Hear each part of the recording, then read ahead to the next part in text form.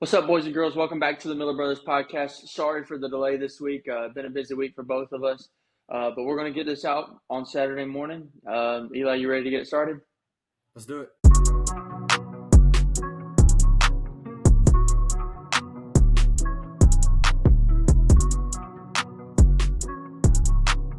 All right, Eli.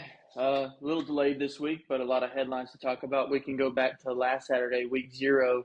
I think we all need to talk about Florida State losing to Georgia Tech. Yeah. Not ideal start for a Florida State team that was coming back for a redemption year, off the big controversy of missing the playoffs. Everybody thought they were going to jump right back in. They're coming for our heads. They're coming for your heads. We're looking at an undefeated season and an ACC championship, which the ACC championship can still come, but the undefeated season's not there. But they've got a lot of stuff to figure out, a ton of stuff to figure out. They've got a quarterback that can't throw it 15-plus yards down the field. They got an offensive line that was just letting anyone and everyone through. And they had a defense that couldn't tackle. And in week 0 and in week 1, you're going to have issues. But when you have that many issues from a team that's supposed to be top dogs, you got to be a little bit worried. Mm-hmm. Yeah, it was. I think both of us were high on Florida State. I mean, you have them sitting at number 2 in your playoff. I had them at number 6, and so we were both high on them, but we forgot who was the quarterback. Yeah. We forgot how bad he was in the ACC the first go around, and then they were like, "Oh, he went off and he got better, and now he's back in the ACC and same old DJ Uyunglele, however I think that's how you say it." And like you said, he can't throw the ball more than 5 yards down the field. And Georgia Tech came to play. Georgia Tech saw everything about how Florida State was going to walk the dog with them, and Florida State was going to win by a lot. I think the over-under was like 20.5 or something like that. Something outrageous like that. It may not have been that high, but it was pretty. For It the was pretty spread, high. Yeah, it was 11 and it a was half. 11.5. So Yeah. yeah, the spread was yeah. You're right, 11.5. So so do you think that DJ is really that bad, or does he just choke in big game situations? I think that he went to Corvallis and got tremendously better. I don't think that he regressed. And to be honest with you, I don't think you'll see a regression from him this season. I believe at the beginning of that game, they reverted to checkdowns to get him going and then realized that was the only offense they had because they didn't have any time. The offensive line was not good. And that was Mm, expected for a team that was supposed to be able to run the football and get out in space and do stuff. They couldn't because their offensive line was just letting people through. They mm-hmm. weren't physical. They weren't getting a push. That first drive that they had, they got the push. They ran the ball all the way Right. down the field and scored. But as that game went on, they quit. They quit pushing Georgia Tech back. Georgia Tech was sending anything and everything at them, and it was working. And that's why they only scored 21 points. We were looking at a team that was going to – I personally thought they may score 40 because of how Right. well they run the ball and how well DJ can run the offense. I was expecting. That's what I was expecting him to do, and it didn't happen for them. And I think that I don't think he's a bad quarterback. I believe that he didn't get put in the best positions, and also when he had the opportunities, he didn't seize them. I think he left a lot of opportunities out on the field, but also I don't believe there was a ton of opportunities for him just because that was not the Florida State team people were expecting to see. They were all out of sorts. Yeah. Well, I mean, they lost a lot of key starters, especially on offense. I mean, Jordan Travis had been there and been part of the rebuild, so he was kind of the heart and soul of that team. And then when he went down, there was no shot of them winning anything. And so people thought they were just going to be able to reload, but they weren't. Overhyped, and unfortunately, I was a part of that overhype, and I bought into it. Um, but I'm kind of glad I didn't pick them to win the ACC. But we'll see. I mean, they're already 0 and That 1 in the was week ACC, 0.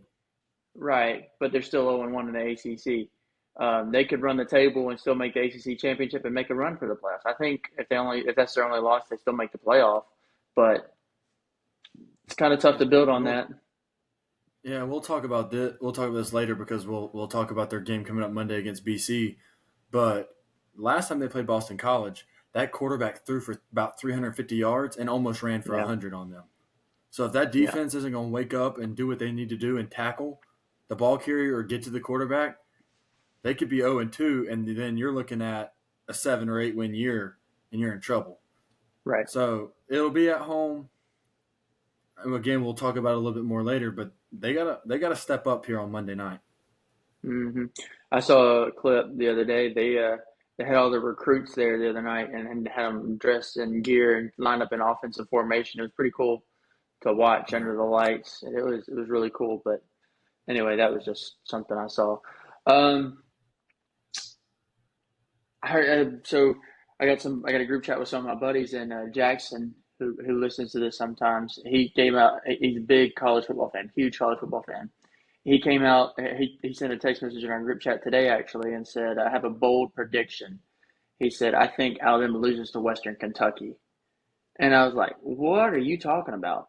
But then he brought up the stat, and you said you mentioned it when we talked about it earlier. You said you had seen it, where he said it said the last five Alabama coaches have lost to a Group of Five school or an FCS school in their first season in Alabama, and it's a valid point. But what I told him was that's true, but those coaches inherited bad teams. They didn't inherit a Nick Saban coach team, a Nick Saban built team. I just wanted to get your thoughts on that. Yeah. Um, Alabama's best player on the offensive side of the ball is still going to be taking snaps in the backfield. Jalen Milroe's still there. Justice Haynes is a freak. Jan Miller right behind him. They've got receivers that can catch the ball. Now, the receiving core is a little inexperienced. Excuse me. They're inexperienced. They don't have a lot of time. Don't have a lot of time together. I think you'll see a lot of. I think it may have been 2 years ago where they had a lot of drops earlier in the year. You may see that a little bit, but Western Kentucky's not going to have enough. TJ Finley's their quarterback. Okay, Will Friend is on their coaching staff. They're not going to beat Alabama, and they're not, and it's not even going to be close. Now, NC State struggled with Western Carolina for most of their game. Bama, it might be 14-7 at the end of the first quarter, or 10-3 or something, but Bama's going to win that game. I don't. It's a bold prediction for a reason. I don't see it happening. I don't see it happening either. I see Alabama might come out a little flat, a whole new coaching staff, all of that stuff. But they also may come out and score 60. You never know what's going to go on Yeah. in week one. Speaking of week one, as we're sitting here Friday night, UNC and Minnesota played last night. I didn't get to watch much of it because I was out at the soccer field most of that game. But did you get to see any of it? And if so, what were your thoughts? UNC, special teams, defense, Omarion Hampton. Hampton is their guy. 28, the running back. He's the best running back in the ACC. He took over that game because their quarterback play was not good. Thoughts and prayers go to Max Johnson, who transferred from A&M to UNC, broke his leg last night, Ooh, and so I he's didn't out for realize the that. year. He struggled in the game, and then there in that second half broke his leg, unfortunately. But Hampton did what he was supposed to. The special teams, the punter was pinned Minnesota inside the 5. Their kicker won the game. I mean, he kicked the game-winning field goal, but also made a big-time kick earlier in the game as well. And then that defense just absolutely killed Minnesota all night long. They were in the backfield. They were running everywhere. They were spread out. They were making plays. They were tackling. They were doing everything they needed to do to keep Minnesota off the scoreboard. Minnesota missed 2 field goals. I mean, special teams wasn't their strong suit last night. But for North Carolina's sake, they went into Minnesota and played Big Ten football and played it better than Minnesota did. They played that smash mouth, in your face, we're going to run the ball down your throat and we're going to hit you on defense kind of football. And UNC did it better than Minnesota did, and that's why they won. Their offense was not good outside of the running back. Their defense was great, and then, of course, their kicker did what he's supposed to do and won them the football game. PJ Fleck's in trouble. They did not look good last night, and they've given him time to do stuff in Minnesota, but I think that time for him is coming to a close. Yeah, I think he's in the same position Neil Brown is. Maybe a little more intense because West Virginia had a good year last year, and we'll talk about them in just a few minutes. Um, but they're going to be it's going to be tough for them tough for him if they don't get through this year. Now, I hate it for that kicker for Minnesota last night. He had a chance to tie the game there at the end and send it to overtime and missed. I hate that for him. It's not like he missed by much, but Well, no, he would what have won made it the he would worse have won is the game. I would have won the game. My bad. You're right. I would have won the game. But what made it worse is the whoever was in charge of the fireworks shot them off anyway, even though they lost. Yeah. That's got to sting. And so um, I didn't expect UNC to be put up a defensive battle.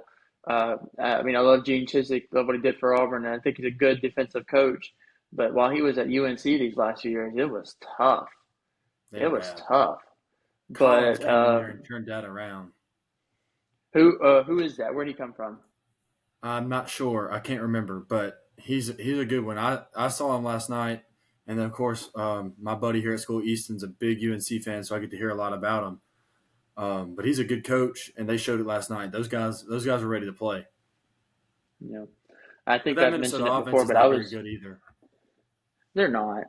They're not. But I think I've mentioned it before. Right? We may have mentioned it before, but I think the original plan was to have Gene Chizik take over the team for Mac Brown once he's done because they're a similar mindset. They've worked together not only at North Carolina, but they worked together at Texas for many years.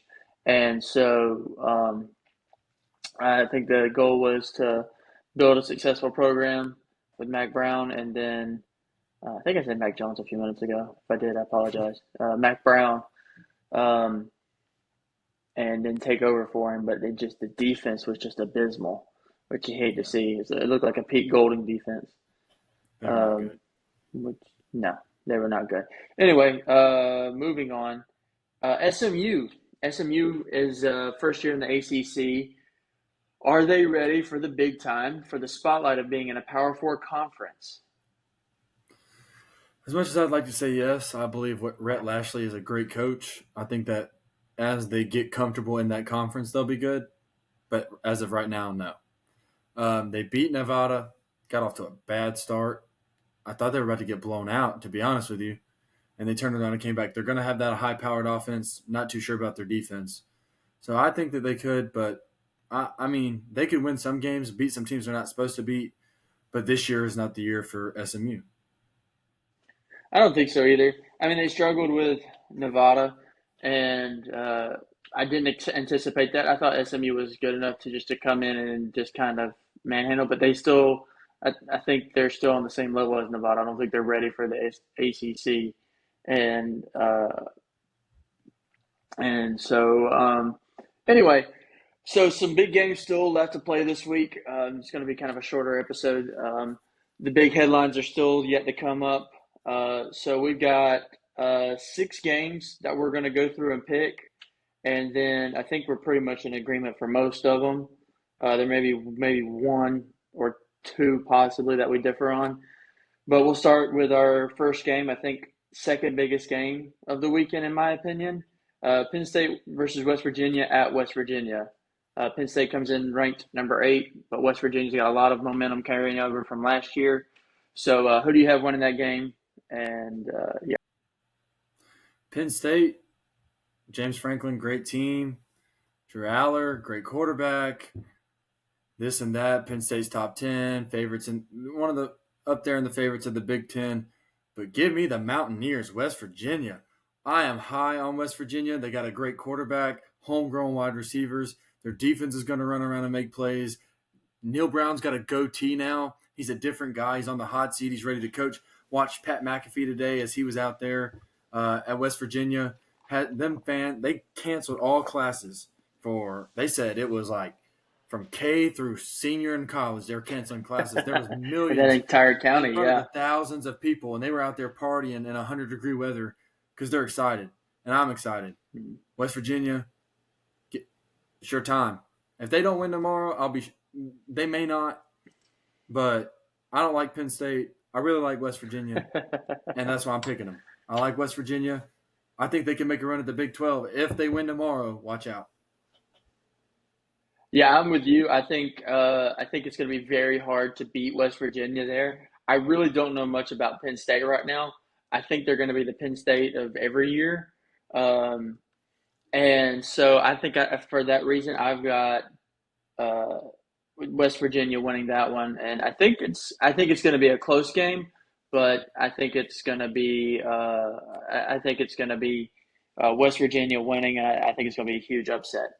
Also, Next remember, one, hold on, Penn State go ahead. absolutely blew the top off of West Virginia last year. They murdered them, and Right, West Virginia remembers that. It's going to be the same quarterback play as always. Penn State, great quarterback play, good athletes on the outside, and their defense is physical, but it's not going to be enough. right. Next up, we have Clemson and Georgia. That's supposed to be neutral site, but it's in Atlanta. Um, there are still tickets left if you want to go. Georgia is favored to win. They're 12.5 point favorites. Who do you have winning this game? Who's that coming down the track? It's the Mean Yeah, I'm not Machine in the singing that red and with you. black. Give me the I'm dogs. not. Give me the dogs. There ain't nothing Yeah, finer in I the got. land than a drunk, obnoxious Georgia fan. Go dogs, sick 'em. Give me the dogs. Don't you start barking. Don't you start barking. Okay, it's time for a rant. I haven't had one of these on the podcast Give me the yet dogs. in a while. I don't care. If you're a grown man, don't bark at me. Don't bark at me. You're a grown human being. You should not be barking at me. I don't care if you're drunk or not. Don't bark at me. I don't care if you're a Georgia fan or any kind of fan of a dog. Don't bark at me. All right? Don't Yeah, it's bark. I stupid. hate that. I But that think it's chant's fun. stupid. The chant, I don't give a crap about it. Don't bark at me. I hate Georgia fans just because I had people bark at me at an Atlanta Braves game. I was at Atlanta Braves. It wasn't even college football season. I was wearing an Auburn shirt, a nonchalant Auburn shirt. It was a plain white shirt that just said Auburn across the chest. And I had drunk Georgia fans go, no, don't bark at me, stupid idiots. Anyway, rant over. Anyway, go dogs. Yeah, Georgia wins. I got Georgia Georgia winning. covers. You think Georgia covers? They're 12 and a Oof. half. They're 12 and a half. 2 touchdowns. 14. Nah, I don't think Yeah. so. I think it'll be closer than that. I think it'll be 7 or 10. I don't think it's going to be 12 and a half. Are you kidding me? That's a lot. Ain't no way. Oh. No. No. Georgia wins. I think it's going to be closer than you think. I think Georgia wins. I think one score, 3, 7, 5. I don't care. It's going to be I am close. excited to see how they look without Brock Bowers, though, and how good That'll be Carson Beck interesting. actually is. Yeah, it'll be a fun That'll be one, though. interesting. 11 o'clock kick. That'll be Get interesting. up and get at them. Yeah. What? Why is Well, that 12 game o'clock at for you. 12? Why is that game so early in the day though? I understand you got a lot of football to get to, but Clemson versus Georgia, it's a top 10, 15 matchup. Two big name programs, two teams that have won the national championship within the last 10 years. Why are those two teams playing at 12 o'clock? Yeah. Well, it's the same thing. Penn State, West Virginia is the big noon kickoff. Yeah, that's the Two get- primetime game those are- for Fox, though. That's true. That's their big time game. So why would ESPN put Georgia and Clemson at the same exact time? You're competing. Now, opening weekend, people are going to have multiple TVs out, and we're watching 6 different games at the Well, same time. But They got the still, A&M Notre Dame game that night, so they're not. I think Clemson Georgia's better. But think about it. That's at a neutral site. The A&M game's at Kyle Field. Night game at Kyle Field against Notre Dame is different That makes than being sense. in Mercedes-Benz Dome with Clemson. Makes sense. And it's going to be a home game for Georgia either way, so it doesn't matter. Yeah, that's true. Moving on, Tennessee and Chattanooga. No, I'm just kidding. Miami and Florida. It's at Florida. Miami's 2.5 point favorites. Who do you have? I'm going to take the Miami Hurricanes. Everybody knows that has watched this podcast that I like how they look this year. I might not like how they look tomorrow if they lose, but as of right now, I'm high on Cam Ward and Damian Martinez. I think they're going to get it done. My buddy Brad Mercer thinks that Ben Hill Griffin Stadium is going to be the factor and that Florida is going to pull it out. But I don't believe that. It could happen. You know, they may come out and shock everyone. They need to because Billy Napier needs to keep his job. I like Billy Napier.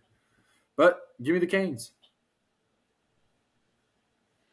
Interesting. Yeah, I got Miami winning, not because of Miami, but because Florida. I don't believe in Florida. Florida hadn't been good since I don't know when consistently. Okay, so it's been a couple years since they've been successful. They thought Dan Mullen was going to be the savior, and no, he wasn't. And Billy Napier's inherited a dumpster fire and has been trying to do the best he can. But if Sun he Belt doesn't turn Dillon. around this year, he's going to be on the hot seat.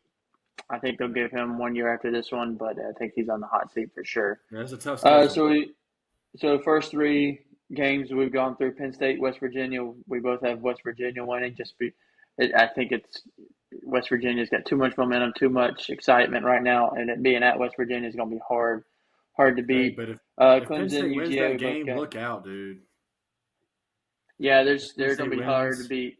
They're going to be tough in the Big Ten. They're going to be a tough win and the tough team to beat in the Big Ten, yeah. or the Big 18, whatever. Um, Clemson, UGA, or Georgia. We both have Georgia. We both have Miami beating Florida. All right, we mentioned this a few minutes ago, but we had number 20 Texas A&M versus number 7 Notre Dame. Who do you have winning?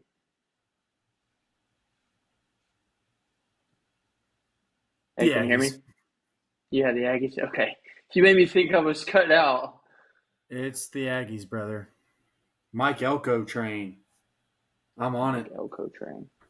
Give me the Aggies. Just because the Irish are always overrated. But Duke's quarterback Riley Leonard did come to Notre Dame. He's a good QB. Notre Dame 7th in the country. Marcus Freeman, it's about time he proves something. I just want A&M to win it because that would be a crazy atmosphere for A&M to win in. Yeah, And I want A&M to win it. I think they will. But it'll be interesting. yeah. It's interesting. Notre Dame's number 7, Texas A&M's number 20. Texas A&M is 3-point favorites. And that Three if they point win, favorite. what'll happen. If A&M wins, it'll be a 3-point game. Like maybe, Yeah. yeah, 3-point game. Yeah, it'll be close. It'll be close. Yeah, give me the Aggies just because it's at Kyle Field, and I think they're gonna win. Okay, two more.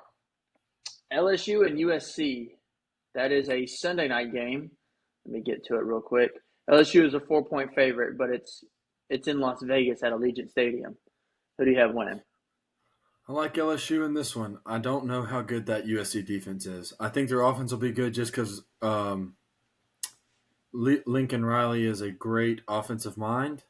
Mm-hmm. Therefore, their offense is going to be good. I just don't think their defense is. Now, in NCAA football, their defense is good. I just won a game with them the other day. But in real life, in the here and now, I don't know. He's never had a good defense. So that's why I'm going to pick LSU. I'm interested to see how LSU looks because some people are really high on them and say they sneak in the playoffs, and some of them say outside looking in. And then there's a group of people that don't think LSU is going to be good. And so I'm excited to see LSU. I want to see if they're going to be a contender this year or if they're just going to be middle of the pack. So give me LSU to cover. They'll win by a 7, maybe 10. Yeah, they're 4-point favorites. I Yeah. think, yeah, if they're 7, they'll cover. I think LSU wins as well. Um, I just don't know USC right now. Who's their quarterback? Did you say that? USC. Oh, Yeah. yeah, no, I don't remember his name, but he's good. I mean, he's a good kid. He's a good quarterback. I looked at it on Twitter the other day. I Isn't he a read up on him a little transfer? bit. I believe so. Yes. Yeah, he's a pretty good All quarterback, though. They're excited for him for sure. right, let's see here. Miller Moss. Yeah, and He spent no, three he's not. seasons as the backup. Yeah, he's not a transfer. He went off in that bowl game though last year. Yeah, that's right. He threw. That's Didn't he right. throw like 7 touchdowns or something? He He's went gonna be. crazy, that's for sure. He's gonna be good for them. I just don't. But that's the thing. I'm not worried about him. I'm not worried about their offense. I'm worried about their defense, and that's why I think No. LSU's going to. Yeah. I think so too. I just don't know. I think they'll be consistent. I think Brian Kelly's going to have them playing consistent. I Yeah. don't know USC right now. Defense has been a liability since Lincoln Riley got there, and I mean Miller Moss. We think he's going to be good. We just don't know. We don't know what they've got going on right now, and it's a make it or break a year for Lincoln Riley. He's going to have a really good showing, be either get in the playoff in the top last 2 or 3 spots, or he's going to have to be right there on the fringe. He's going to have to make a really good showing. Yeah. Um, Last one we'll do that's worthy of trying to predict FSU versus Boston College. That is Monday night at 7:30. Florida State 17-point favorites. It is at home, but 17-point favorites sounding like a Georgia Tech game to me. I'm just going to do this just because we're agreeing every time, and I hate that. I'm going to take Boston College.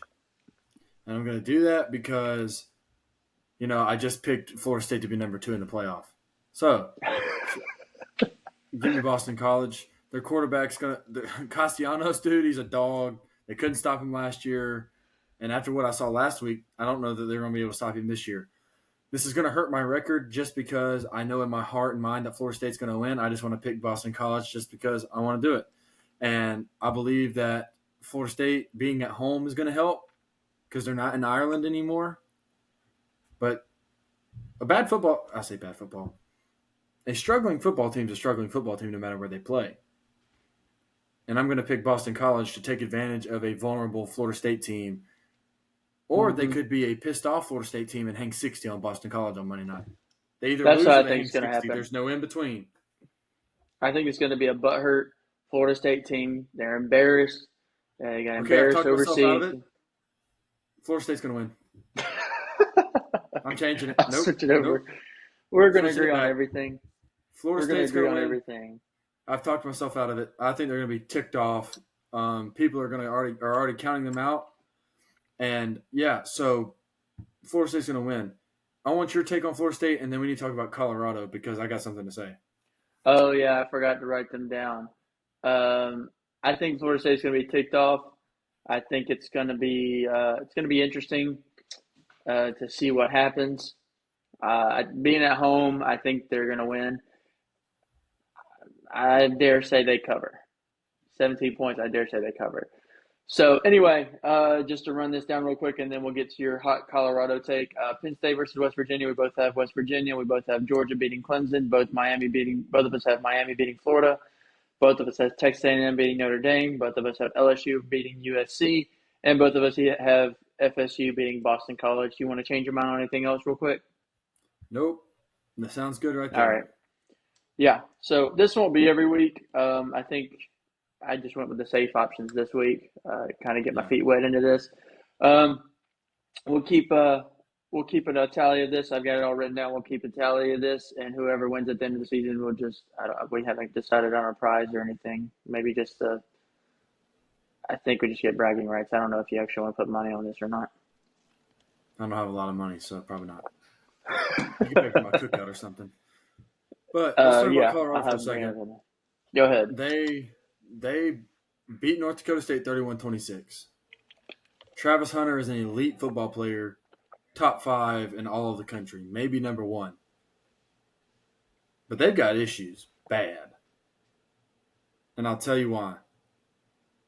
They've got a quarterback that is going to be top 5 in the draft next year. And they got Travis Hunter, who's going to be top 5 in the draft next year. But their defense is not good. When they play an actual football – look, don't take anything away from North Dakota State. They run Division I-A football, AA football. They're not even Division I.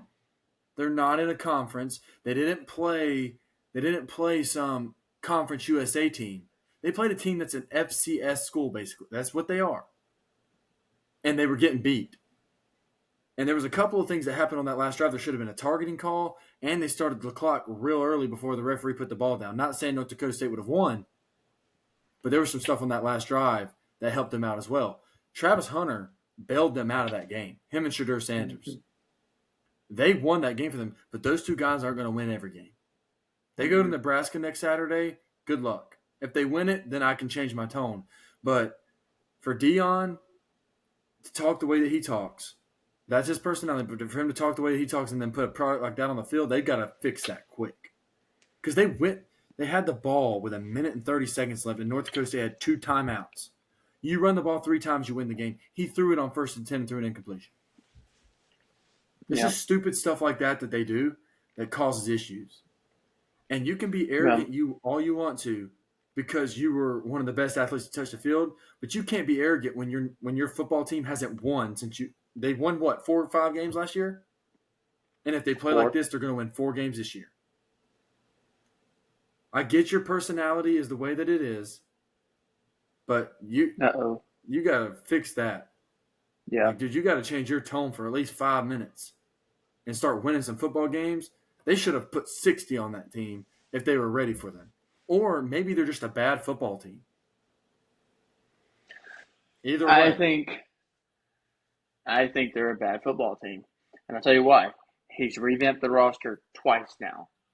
He's twice. He lost pretty much all of his coordinators from last year, and he keeps bringing in coaching staff. You were never going to be successful with that high turnover rate. Well, what about Nick Saban? Yes, Nick Saban had a high turnover rate, but those coaches came in and learned his philosophy. They ran what he wanted to run. They ran his philosophy, so everything stayed consistent. The only time that they were not consistent from year to year was when he brought Lane Kiffin in to revamp his offense. From there on, he ran a Lane Kiffin offense. Yeah, it had the offensive coordinator's personal style to it, different things, but it was Nick Saban's team. You have to be consistent. Auburn's not going to be successful until they keep that consistency. Colorado's not going to be successful until they keep consistency. Nobody's going to be successful until you be consistent. You keep the same players, which is hard to do. I understand. I have all the sympathy in the world for them keeping players there. No problems. But you have to be consistent no matter what. You have to be consistent in every sport. Same players, same coaches. I understand coaches leave from time to time, but you have to try your best to keep them there and to stay consistent. Charles Kelly coming to Auburn, great for us. Good coach. He stays there. That defense is probably better because there's some consistency. There's a whole new defensive coordinator now. I have no idea who it is, nor do I care. I quit paying attention to Colorado because they let me down last year. I don't care. And so they're attacking the media right now. Who cares? You've got to remain consistent. Yeah. And see, I'm fully okay with Colorado winning. I want them I want to see good players like Shador and Travis Hunter to win games. Because I believe if you're the best, if you put in that kind of work and you're the best, I believe your team should win. But the way they go about things is not right. Mm-hmm. And that's why that hurts them. Mm-hmm. It does. Everybody's not pumped up to play Colorado because there's some powerhouse football team. They're up there because they're trying to shut them up. Yep. That would be like when Auburn, and I know I'm relating this back to Auburn, but when Auburn in the Tony Barbie era was trying to talk crap on the basketball floor. When they were 340 out of 343 teams out of a basketball program. It's the same difference. Yep. You haven't proven anything. Your program hasn't proven anything in years.